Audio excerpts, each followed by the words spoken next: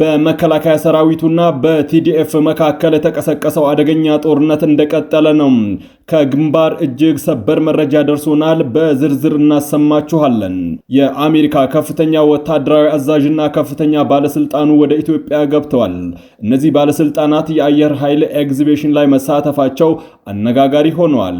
የኢትዮጵያ ፌዴራል ፖሊስ 1800 ሰዎችን በህገወጥ መንገድ በማዘዋወር የሁለት ሰዎች ህይወት እንዲያልፍና 15 ሰዎች የደረሱበት እንዳይታወቅ ያደረጉ 22 ሰዎችን በቁጥጥር ስር አውሎና 6 ተጠርጣሪዎች በሌሉበት ምርመራ አጣርቶ ለፌዴራል ጠቅላይ አቃቤ ህግ መላኩን አስታውቋል። ክቡራትና ክቡራን ጥበብ ሚዲያ ቤተሰቦች በዛሬ ቆይታችን እነዚህንና ሌሎችንም ሀገር አቀፍና ዓለም አቀፍ እንዲሁም ቀጠናዊ መረጃዎችን በዝርዝር ወደ እናንተ እናቀርባለን። ጥበብ ሚዲያ በጋዜጠኞች የተመሰረተ ሚዛናዊና ተአማኒ መረጃዎችን በየዕለቱ የሚያደርሳችሁ ገለልተኛ የሚዲያ ተቋም ነው። እጅግ ፈጣን የሆኑ መረጃዎቻችን እንዲደርሷችሁ ሰብስክራይብ በማድረግ የደወል ምልክቷን በማብራት የቤቱ አባል ትሆኑ ዘንድ በታላቅ ትህትና እንጋብዛለን። ለዕለታዊ እንቅስቃሴ ይረዳችሁ ዘንድ የዕለቱን የውጭ ሀገር ገንዘቦችን የምንዛሬ ዋጋ ነግረናችሁ ወደ ዝርዝር ዘገባዎቹ እናልፋለን። ጥበብ ሚዲያ የህዝብ ድምጽ ነው። ዛሬ በዳሽን ባንክ አንድ የአሜሪካን ዶላር 151 ብር ከ7 ሳንቲም ይመነዘራል። የአውሮፓ ዩሮ 180 ብር ከ2 ሳንቲም፣ ፓውንድ ስተርሊንግ 204 ብር ከ8 ሳንቲም፣ የስዊዝ ፍራንክ 172 ብር ከ7 ሳንቲም፣ የተባበሩት አረብ ኤምሬቶች ድርሃም 41 ብር ከ3 ሳንቲም፣ የሳውዲ ሪያል 40 ብር ከ5 ሳንቲም፣ የቻይና ዩዋን 21 ብር እየተመነዘረ ነው። በአቢሲኒያ ባንክ አንድ የአሜሪካን ዶላር 152 ብር ከ2 ሳንቲም፣ ፓውንድ ስተርሊንግ 206 ብር ከ3 ሳንቲም፣ የአውሮፓ ዩሮ 180 ብር ከ5 ሳንቲም፣ የስዊዝ ፍራንክ 189 ብር ከ5 ሳንቲም፣ ድርሃም 43 ብር ከ9 ሳንቲም፣ ሪያል 43 ብር ከ5 ሳንቲም፣ የቻይና ዩዋን 21 ብር ከ7 ሳንቲም ይመነዘራል። ህብረት ባንክ ላይ አንድ የአሜሪካን ዶላር 151 ብር ከ8 ሳንቲም ሲመነዘር ፓውንድ ስተርሊንግ 206 ብር፣ የአውሮፓ ዩሮ 180 ብር ይመነዘራል። የኢትዮጵያ ፌዴራል ፖሊስ 1800 ሰዎችን በህገወጥ መንገድ በማዘዋወር የሁለት ሰዎች ህይወት እንዲያልፍና 15 ሰዎች የደረሱበት እንዳይታወቅ ያደረጉ እንዲሁም ከ2 ቢሊዮን 160 ሚሊዮን ብር በላይ ከተጎጂዎች በህገወጥ መንገድ የተቀበሉ 22 ተጠርጣሪዎችን በቁጥጥር ስር አውሎም 6 ተጠርጣሪዎች በሌሉበት ምርመራ አጣርቶ ለፌዴራል ጠቅላይ አቃቤ ህግ መላኩን አስታውቋል። የፖሊስ የምርመራ መዝገብ እንደሚያስረዳው ተጠርጣሪዎቹ በሰው ልጅ ለመነገድ በማሰብ የወንጀል ቡድን በማደራጀት የቡድኑ አመራርና አባላት በመሆን በወንጀል ድርጊቱ ላይ መሳተፋቸውን የፖሊስ ምርመራ አረጋግጧል። ተጠርጣሪዎቹ ወንጀሉን ለመፈጸም የወንጀል ቡድን አደራጅተውና በስሮቻቸው ደላላዎችን በመመልመል በተለያዩ የሀገራችን አካባቢዎች በማሰማራት የህገወጥ የሰዎችን ዝውውር ወንጀል መረብን በመዘርጋት ሰዎች በሊቢያ በኩል ወደ አውሮፓ ገብተው የተሻለ ኑሮ እንደሚኖሩ በሐሰተኛ ተስፋ በማሳመን ሲልኩ መቆየታቸውን የፖሊስ የምርመራ መዝገብ ያስረዳል። ተጠርጣሪዎቹ ወደ ሱዳን ድንበር የሚያጓጉዙ ተጠርጣሪዎችን በማዘጋጀት በህገወጥ መንገድ ተጎጂዎች ከሀገር ሲያስወጡ መቆየታቸውን የገለጸው ፖሊስም ሰዎች ከኢትዮጵያ ድንበር ከወጡ በኋላም በዘረጉት የወንጀል መረብ አማካኝነት ወደ ሊቢያ ወስደው በመጋዘኖች ሲያጉሩ ቆይተዋልም ብለዋል። በሊቢያ የሚገኙ ተጠርጣሪዎችና ግብረ አበሮቻቸው በሚያስተዳድሯቸው መጋዘኖች ውስጥ የህገወጥ ዝውውሩ ሰለባዎች በህይወት ለመቆየት ብቻ የሚበቃ ምግብ እንዲያገኙ በማድረግና ወደ ቤተሰቦቻቸው ስልክ በማስደወል ከፍተኛ ገንዘብ በመጠየቅ ገንዘብ እንዲከፍሏቸው ተጎጂዎችን መያዣ አድርገው እንደሚያቆዩ የፖሊስ የምርመራ መዝገብ ያመላክታል።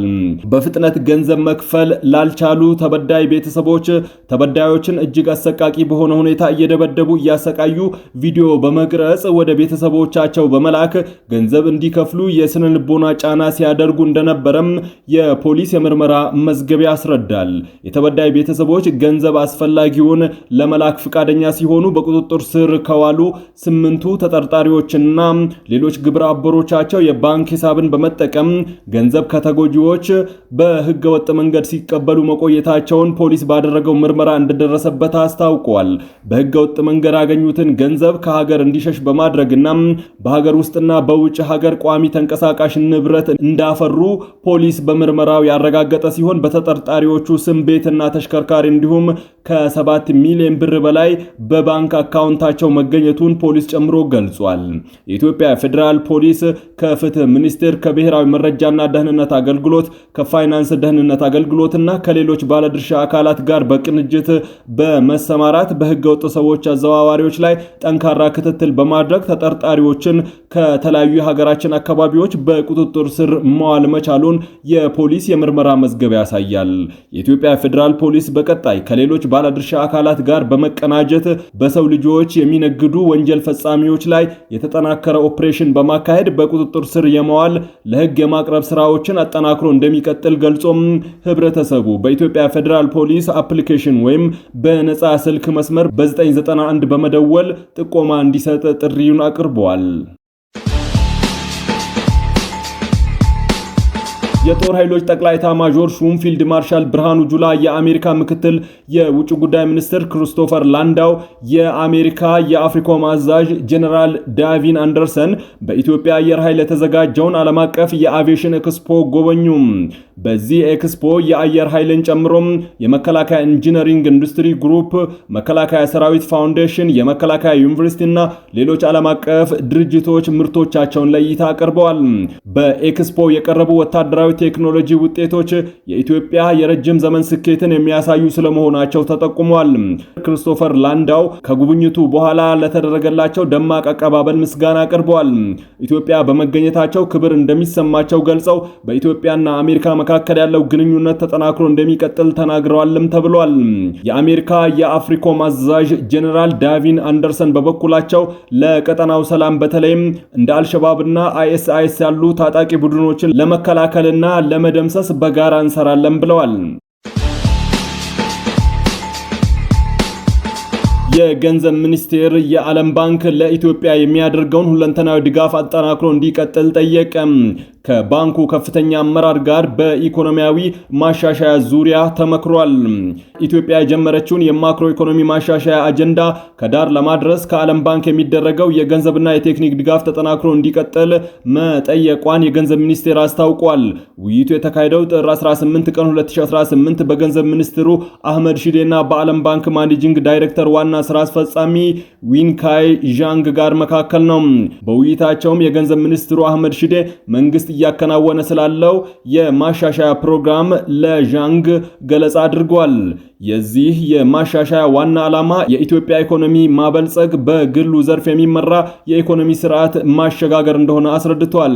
ሚኒስትሩ በተጨማሪም የኢኮኖሚ እድገቱ ምንጭን ለማስፋትና የዲጂታል ኢኮኖሚና የቱሪዝም ዘርፉን ለማነቃቃት እንዲሁም በአፍሪካ አህጉራዊ ነፃ የንግድ ቀጠና ከጎረቤት ሀገራት ጋር በሚደረገው የተሻለ ትስስር ቀጠናዊ ውህደትን ለማጠናከር የታቀዱ እቅዶችን ገለጻ አድርገዋል። አህመድ ሺዴ የዓለም ባንክ በዋና ዋና የልማት ዘርፎች ላይ ለሚደረገው ከፍተኛ ድጋፍ ያላቸውን አድናቆት መግለጻቸውን ሚኒስትሩ በሰጠው መግለጫ ጠቅሷል። አክሎም ባንኩ የኢትዮጵያ ማሻሻያ ስራዎችን እና ለልማት ቅድሚያ የሚሰጣቸው ተግባራትን በማስቀጠል ረገድ የሚጫወተው ሚና ከፍተኛ መሆኑን ተናግረዋል። ሁለቱ ወገኖች በኢትዮጵያና በዓለም ባንክ መካከል ያለውን ስትራቴጂካዊ አጋርነት አፈጻጸም የገመገሙ ሲሆን ውይይቱ ከሀገሪቱ የልማት ግቦች ጋር በተጣጣመ የበጀት ድጋፍ ስራዎችንና በፕሮጀክት ፋይናንስ ላይ ትኩረት ማድረጉ ተመላክቷል። በሰሜን ኢትዮጵያ የአማራ ክልል አዋሳኝ በሆነው ጠለምትና አካባቢው ባለፉት 24 ሰዓታት ውስጥ እጅግ ከፍተኛ ውጥረት የታየበት ደም አፋሳሽ ጦርነት ዳግም መቀስቀሱን ከስፍራው የሚወጡ መረጃዎች አመላክተዋል። ዛሬ ረፋድ ላይ በምስራቅ ጠለምት ምድሮሽም ቀበሌ የድሮን ጥቃት መፈጸሙ የተሰማ ሲሆን ጥቃቱ በተለይም በህወሓት ታጣቂዎች TDF እና በጦር መሳሪያ ክምችቶቻቸው ላይ ያነጣጠረ እንደነበረ ተገልጿል።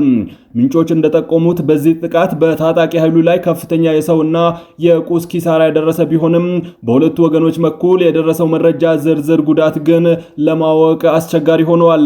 የጦርነቱ መልክ እየሰፋ በመሄዱ ህወሓት በተገዜ ማዶም አባጉናና ገብሩ አካባቢዎች ሜካናይዝድ ጦር ማሰማራቱ ተነግሯል። ይህ ወታደራዊ እንቅስቃሴ ከ10 ሺህ በላይ የሚሆኑ የቲዲኤፍ ታጣቂዎች የወልቃይትን ኮሪደር ለመስበር በሚል የጀመሩት መጠነ ሰፊ ጥቃት አካል ተደርጎ ተወስዷል። ይህ በጠለምትና በወልቃይት አዋሳኝ አካባቢ የተከፈተው አዲስ ጦርነት ግንባር በትግራይ ክልል ውስጥ ካለው ጥልቅ የፖለቲካ ቀውስና በህወሓት ከፍተኛ አመራሮች መካከል ከተፈጠረው የአመለካከት ክፍፍል ጋር ተያያዥነት እንዳለው ይነገራል። በትግራይ ጊዜያዊ አስተዳደርና በፓርቲው ሊቀመንበር በሚመራው ቡድን መካከል ያለው ሽኩቻ በከረረበት በዚህ ወቅት እንዲህ ያሉ ወታደራዊ ግፊቶች ውስጥ ቀውስን ወደ ውጭ ለማስወጣት የታለሙ ሊሆኑ እንደሚችሉ የፖለቲካ ተንታኞች ይገምታሉ።